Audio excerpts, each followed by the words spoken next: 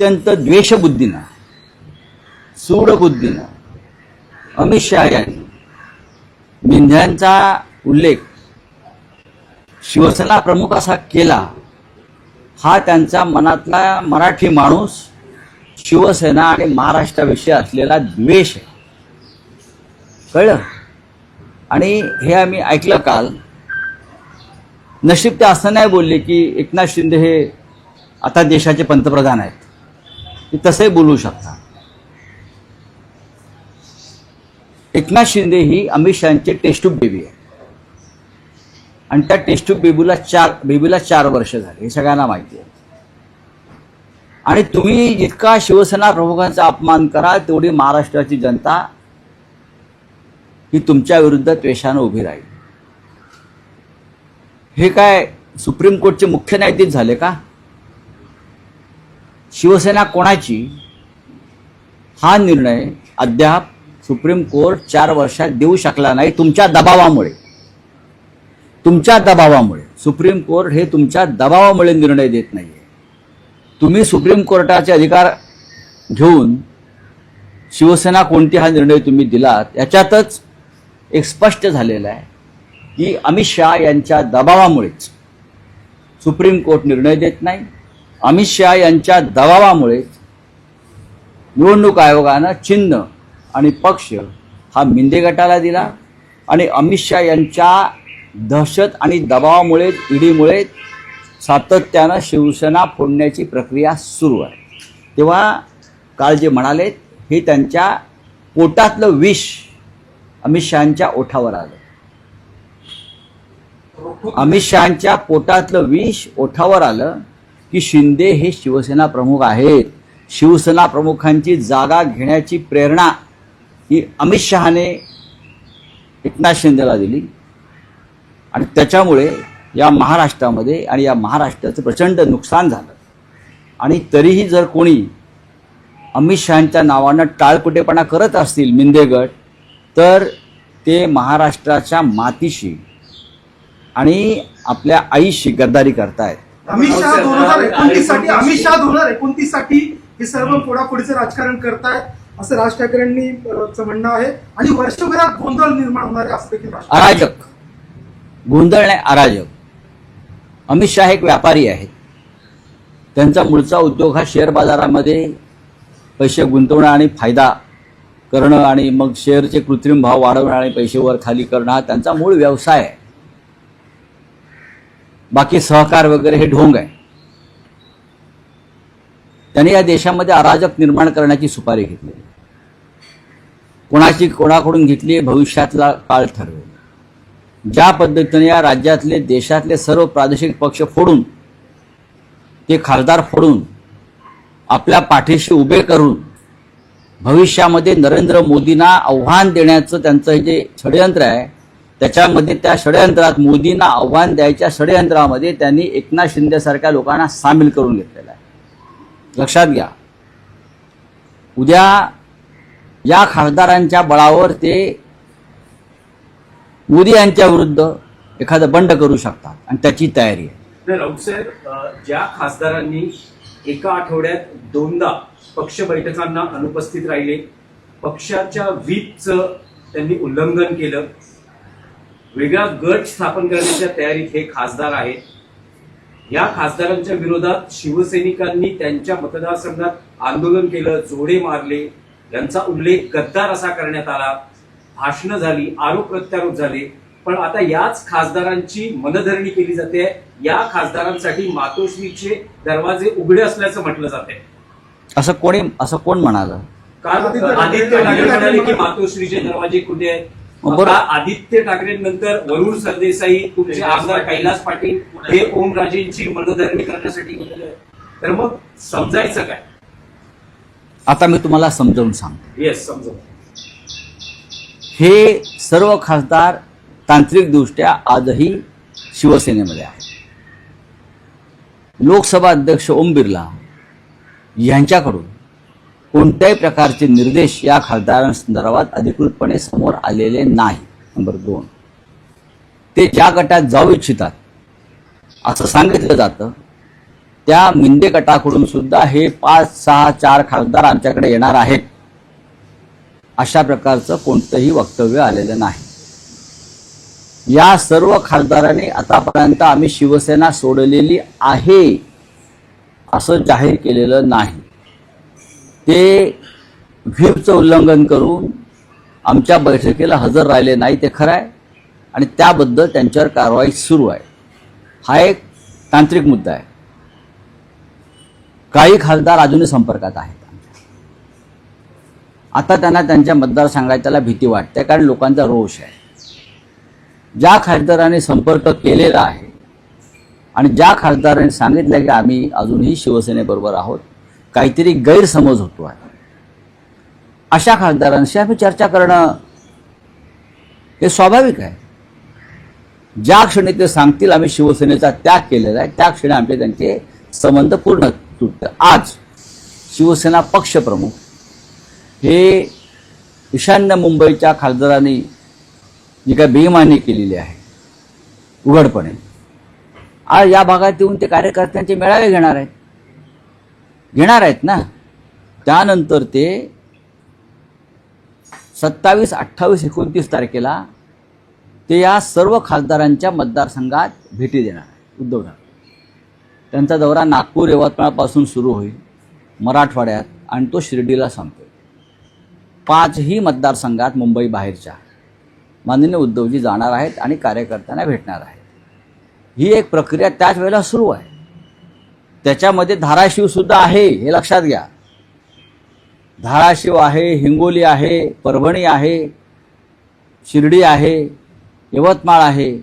हे सर्व मतदारसंघ जे दौरा पक्षप्रमुखांचा होतो त्याच्यामध्ये समाविष्ट आहे.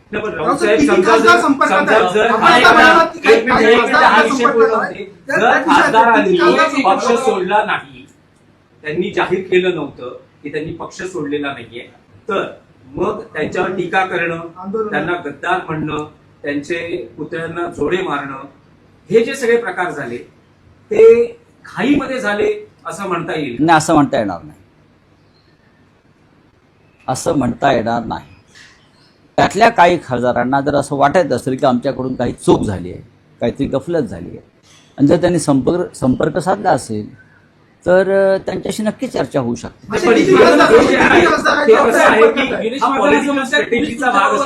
मग पॉलिटिकल स्ट्रॅटेजी काय फक्त इतरांनी करावी, आम्ही करू नये का? पॉलिटिकल स्ट्रॅटेजी, कारण 6चं संख्याबळ आवश्यक आहे. जर ओमराजे निंबाळकर जात नाही तर ते संख्याबळ 2/3 मेजॉरिटी होत नाही. त्यामुळे आता हा स्टँड घेतला गेला आहे का की जे ऑपरेशन टायगर आहे ते अयशस्वी किंवा फेल करावं.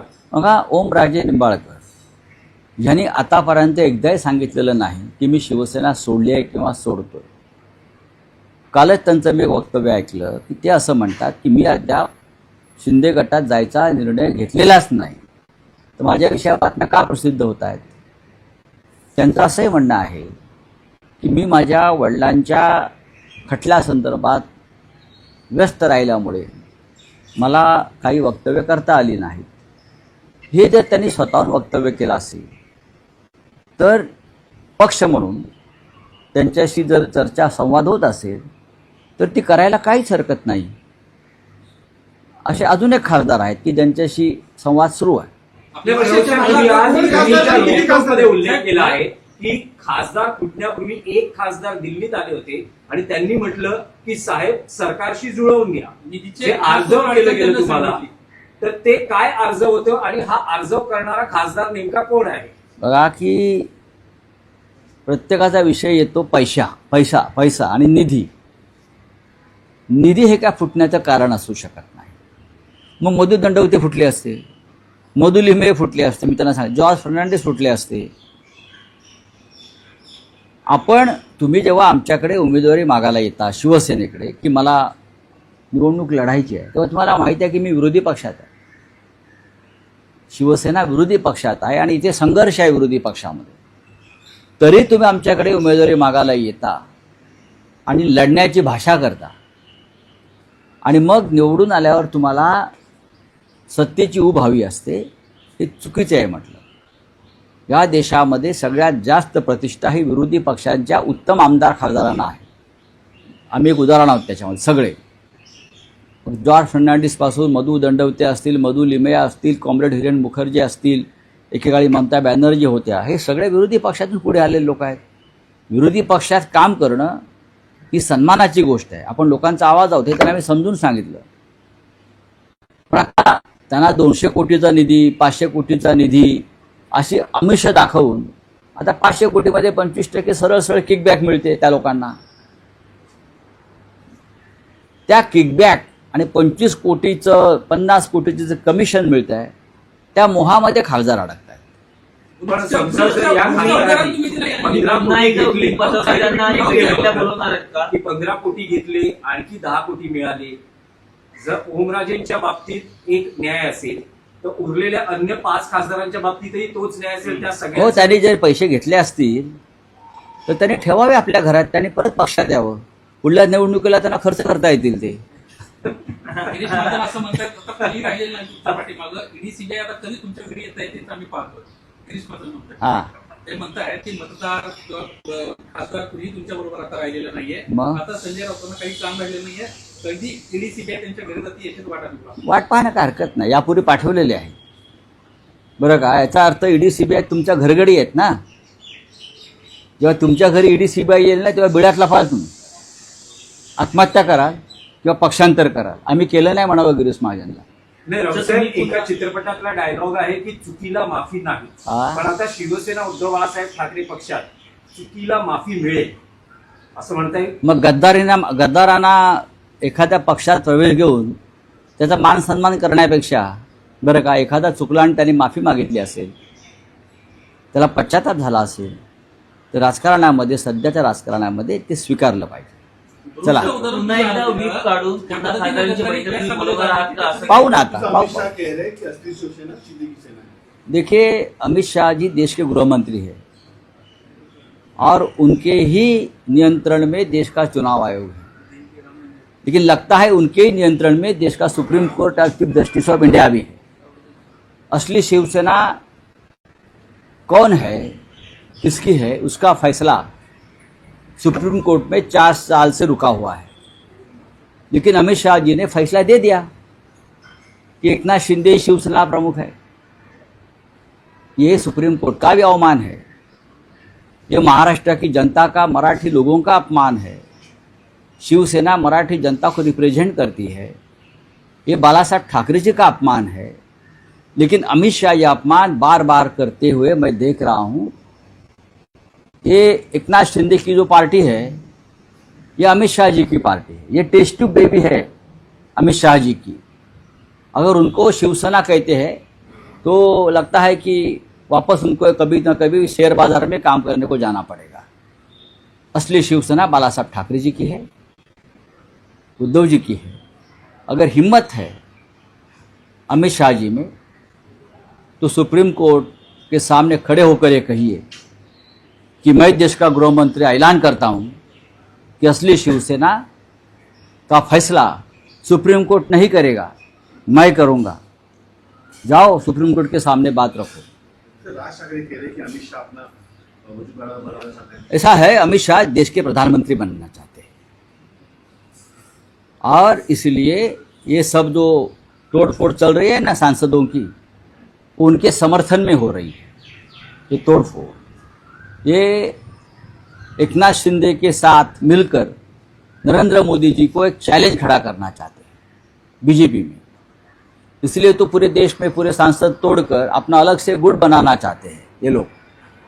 ये मोदी जी के लिए बड़ा आह्वान भविष्य में हो सकता है. लेकिन मैं आपको बोलता हूँ, मोदी के बाद बीजेपी का कोई प्रधानमंत्री नहीं बनेगा.